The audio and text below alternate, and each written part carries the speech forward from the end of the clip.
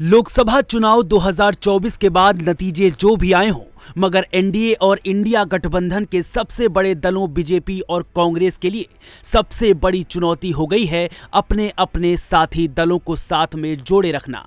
उसमें भी जो सबसे बड़ी चुनौती है वो भाजपा के लिए है, क्योंकि सरकार इन्होंने ही बनाई है, मगर उसे कंधा दे रहे हैं कई महत्वपूर्ण लोग, जैसे नीतीश कुमार, चंद्रबाबू नायडू।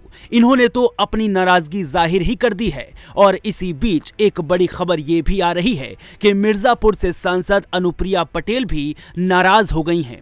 आगे की बात करें उससे पहले आपको बता दें कि अनुप्रिया पटेल की पार्टी अपना दल कोई बहुत नंबर तो नहीं लाती, मगर वो पटेल समाज में अच्छी पकड़ जरूर रखती है और सहयोगी पार्टियों को वोट दिलवाने और चुनाव जितवाने में मदद भी खूब करती है। अनुप्रिया पटेल ने लोकसभा चुनाव में बखूबी ये काम किया भी है, यानी प्रधानमंत्री नरेंद्र मोदी और मुख्यमंत्री योगी आदित्यनाथ के साथ प्रचार प्रसार खूब जमकर किया, जिसका असर भी देखने को मिला।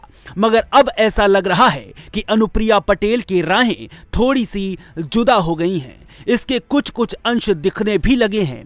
लोकसभा चुनाव में उत्तर प्रदेश में मिली हार के बाद भाजपा के अंदर अलग अलग समीक्षा बैठकों का दौर जारी है। एक तरफ संगठन तो दूसरी तरफ सरकार समीक्षा बैठक कर रही है।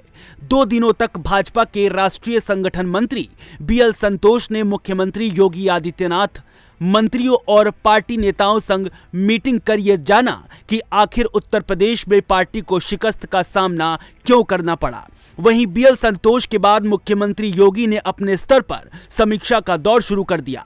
अब तक 3 मंडलों की समीक्षा मुख्यमंत्री योगी कर चुके हैं, मगर सबसे बड़ा सवाल यही है कि जब मुख्यमंत्री योगी ने समीक्षा बैठक बुलाई, तब अपना दल एस प्रमुख अनुप्रिया पटेल और आशीष पटेल क्यों नहीं पहुंचे?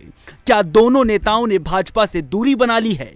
एक निजी न्यूज चैनल के दावे के अनुसार अनुप्रिया और आशीष पटेल के मुख्यमंत्री योगी की बैठक में न आने पर ऐसी चर्चा है कि सहयोगी दल शायद भाजपा की समीक्षा मीटिंग से दूरी बना रहे हैं। लोकसभा चुनाव के नतीजों के बाद अनुप्रिया पटेल को भाजपा के ऊपर हमलावर होते हुए भी खूब देखा गया। अनुप्रिया भाजपा से ज्यादा योगी सरकार पर हमलावर दिखी। कई मुद्दों को लेकर अनुप्रिया लगातार आवाज भी उठा रही हैं। अभी उत्तर प्रदेश में 10 सीटों पर विधानसभा उपचुनाव होने हैं। अब ऐसे में ये देखना दिलचस्प रहेगा कि अनुप्रिया पटेल इसको लेकर क्या कदम उठाती हैं। दरअसल केंद्रीय मंत्री अनुप्रिया पटेल की आरक्षण के मुद्दे पर लिखी गई चिट्ठी को लेकर सियासी घमासान अभी थमा भी नहीं था कि उत्तर प्रदेश सरकार पर सवाल उठाते हुए उनका एक और बयान सामने आ गया। अनुप्रिया पटेल ने पार्टी संस्थापक सोनेलाल की जयंती के मौके पर लखनऊ में जन स्वाभिमान दिवस मनाया। इस दौरान उन्होंने योगी सरकार पर तंज कसते हुए कहा, 69,000 शिक्षक भर्ती का मुद्दा हमने उठाया, पर यह हल नहीं हुआ, अन्य मुद्दे हल हो गए। प्रधानमंत्री मोदी ने पिछड़ों के लिए इतना कुछ किया, लेकिन फिर भी कुछ बाकी रह गया।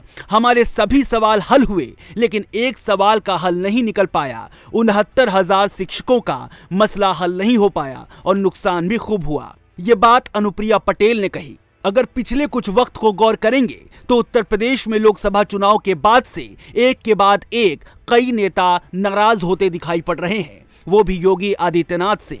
पहले हमने देखा उप मुख्यमंत्री केशव प्रसाद मौर्य योगी की मीटिंग से कैसे गायब रहते थे, तो दूसरे उप मुख्यमंत्री ब्रजेश पाठक भी कई नीतियों से खुश नजर नहीं आए। अब अनुप्रिया पटेल का नाराज हो जाना कहीं ना कहीं ये दर्शा रहा है कि उत्तर प्रदेश में योगी के साथ सब कुछ ठीक नहीं चल रहा। अब यहाँ सवाल ये है कि क्या ये सारी चीजें केंद्रीय नेतृत्व को नहीं दिखाई पड़ रही?